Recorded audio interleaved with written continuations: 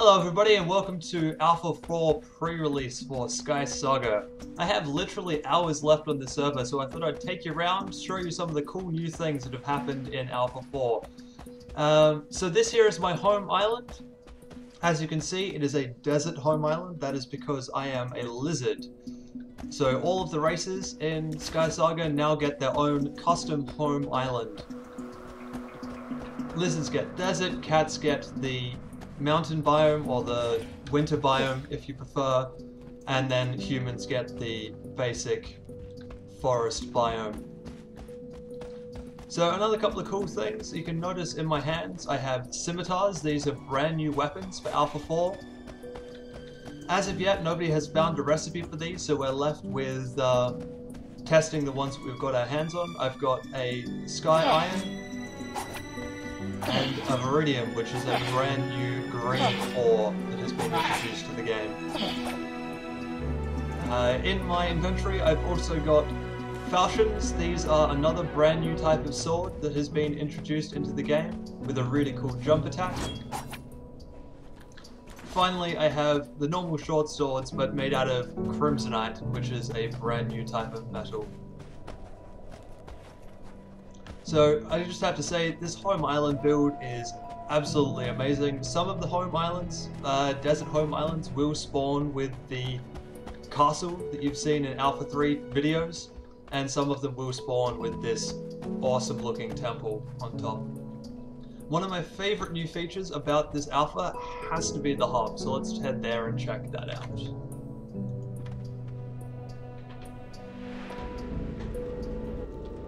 So this is the hub. The hub is a brand new social area that's been introduced in Alpha 4.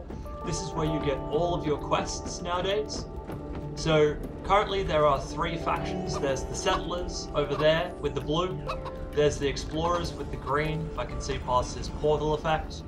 And then there are the gladiators here in red. Currently the gladiators aren't active, but hopefully they will be up and about after the 14th when the alpha goes live. So here in the hub, because it is a social location, you can't break anything, you can't damage anything, you can't even kill the chickens if I can get up to this chicken. That's okay, it's a fun little area to kind of run around and have a look at. So these yellow dots over here are traded, so you can spend your in-game knots on all sorts of recipes and armor and fabric and all that kind of stuff. So we have a look at this guy. You can see some decor recipes, including a couple of new ones there. You can buy medals and all sorts of stuff like that. Let's actually head up here and go to the explorers area because I really like this place. So we're around here, up that way towards the green marks.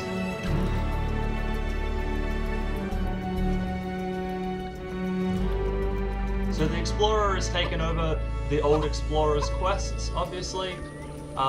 So this usually involves things like going through portals, finding chests, defeating enemies, that type of thing.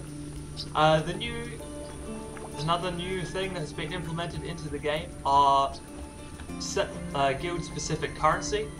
So as you can see, I have 5 explorer marks and I can use those to buy different bits and pieces, except I don't have enough currently.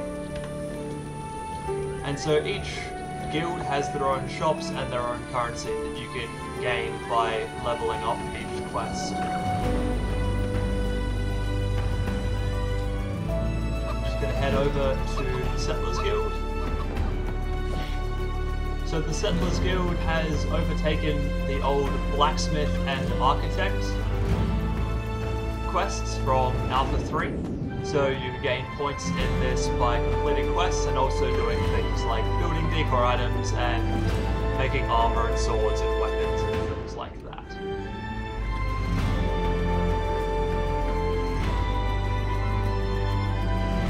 Once again, the Settlers Guild also have their own shop and their own type of currency that you can use to buy all sorts of recipes and armor and things in here as well.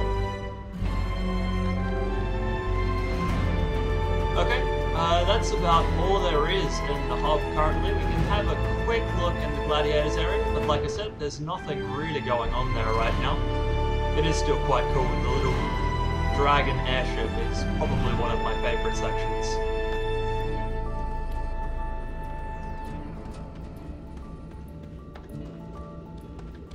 Actually, I'm going to stop here and just show you this. So, floor braziers now actually give off a smoke effect, allowing you to do really, really cool things like this. Unfortunately, we haven't found a recipe for these, so we don't know quite yet what goes into those things. As you can see, each guild has its own specific color and a very heavily defined theme. As cool as the spinning blades are, it has been confirmed that we won't get access to those for quite a while. So this is the gladiator area. This here is actually the gladiator shop, but as you can see, there is no gladiator shopkeeper right now. And then if we go up through here, this big gate at the back here now replaces the old PvP post system. So rather than having your own PvP post, you have to come into the hub and come through this giant gate to get access to PvP. However, nothing is currently available.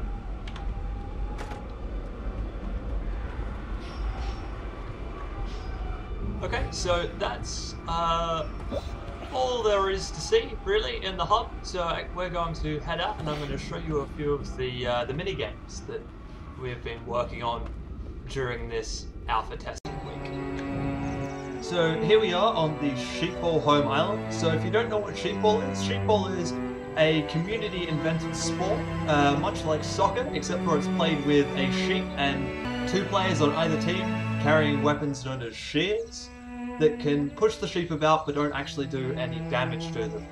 So this here is a mock-up of one of the SheepBall stadiums that will be built once we get access to the full Alpha 4. This is going to be the Desert Dome Stadium. If we head out of the stadium, we can have a look at some of the mini games that have been built over the past week.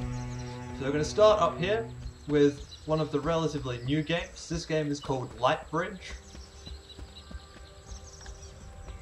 It's a relatively simple game. It's been discovered that you can stand on torches, but you will sink through them, as you can see. While in a torch, you can't jump no matter how much you do, how much you try. So this game is basically a sprinting course. You have to try and make it from platform to platform without falling through the torches.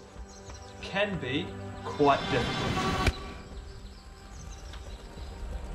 Down here we also have a maze. Pretty simple. In and out as fast as you possibly can. A game at the back here called Grab That Glass, where 2 teams face off against each other and attempt to steal all 8 glass windows from the other team's wall by pillaring across and destroying other team's pillars and that kind of thing. It's actually quite a cool view from the top here, so we'll just jump up there for a sec.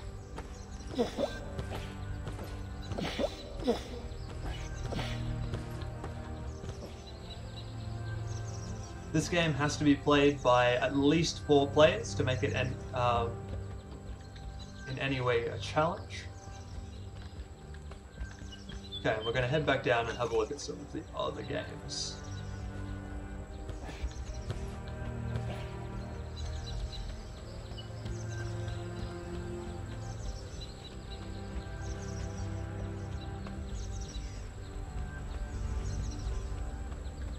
So this over here is a parkour course. Pretty obviously, I am absolutely rubbish at parkour, so I have never made it the full way. I will try once more on camera just to see how far I can get. Ah, damn it, that jump always gets me. This big hulking monolith here is King of the Hill. So 2 players start with stone pickaxes at the top and attempt to destroy the ground underneath their opponent. Last person in one of the rings standing on a block of sand wins the game.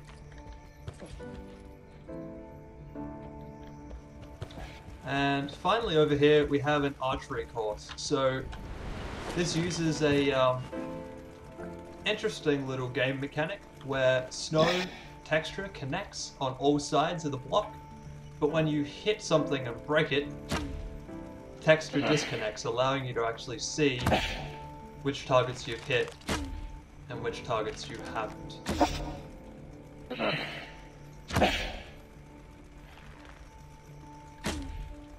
So I have to give some thanks out here. So the parkour course was built by Alveo Camp, and the light bridge, which is definitely the most difficult game to date, was built by Metaspy and was originally play tested by Mad Falcon. I'm actually going to have another go at this because I can get relatively far, but I always fall off.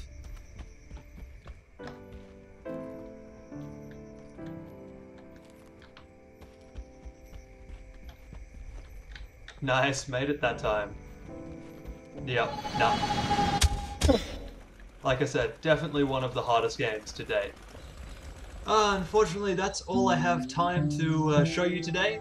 However, I do have some clips of playing some of these minigames with other members of the server that I'll be releasing later on this week. I'll also be starting a brand new Let's Play series as of the 14th when this alpha goes fully public and fully live. So subscribe to the channel and watch out for that. I'll see you then.